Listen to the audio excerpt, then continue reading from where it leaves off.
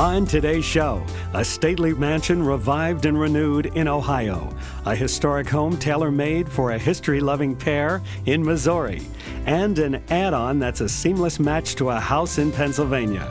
They're all coming up on Homes Across America.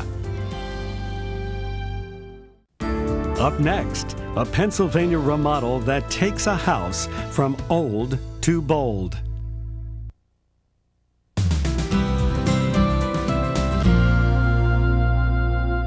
You know, in real estate, it's all about location, location, location. Well, meet a Pennsylvania couple who bought an old house for precisely this reason. They then had to decide what to do about the old house they just bought. Tear it down or fix it up? We'll see how they solved their dilemma.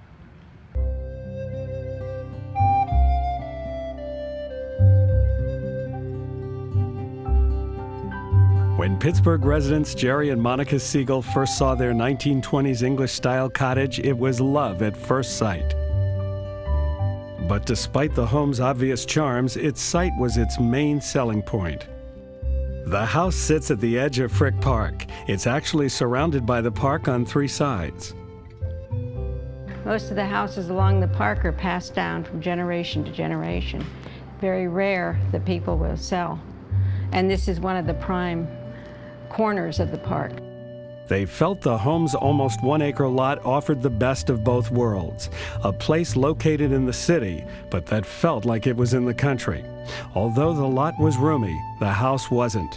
They flirted briefly with the idea of tearing down the house and starting from scratch.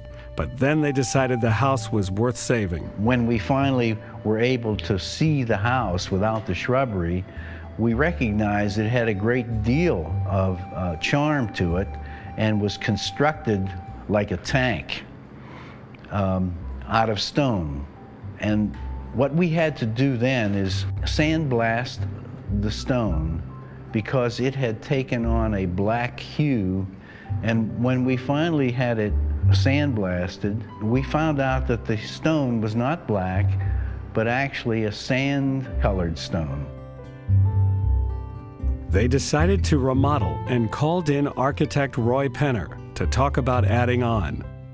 What they wanted was a great room concept that was the kind of an open space for the gathering of the family that the kitchen was integral to and would be the social element of the house. I have the kind of family that comes in and heads right for the kitchen and the food. So I thought, well, why not just make the great room sort of an extension of the kitchen?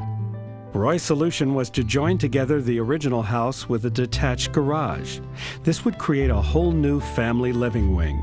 This new wing now includes a spacious kitchen that opens to a 2-story great room, just like Monica wanted. It's connected to the old house by a sunny new entry. Adding on tripled the size of the house to almost 4,600 square feet. Looking at it from the street, it's hard to believe that the house is that large. And thanks to Roy's skillful design, it's hard to tell where the old part ends and the new one begins. We tried to keep in a scale and a harmony that matched the rest of the scale of the house. We kept the roof pitches contiguous, the materials are harmonious and more than harmonious in most cases, matching both color and texture to make it fit into itself as well as the neighborhood. Back inside, he chose materials that fit the house. They fit the Segals' taste, too. To create the drama in the great room, we used heavy timber construction, which allowed us the open spans. We used radiant floors and unique mechanical systems which were concealed and allowed the room to also have a lot of glass and still have a very comfortable feel. He also employed the same cream-colored stone used in the original house for some of the new walls. That stone is in the fireplace, too. The massive fireplace is integrated into the heavy timber construction where we created this massive hearth that the timbers bear on and forms part of the supporting structure. A distinctive accent is the stained glass window that's part of the chimney. And now you see how Scotty, who was the stone man, was able to frame it as well. Another impressive touch is the great room's dramatic wrought iron chandelier. It's the work of Pittsburgh artist Rob Weaver.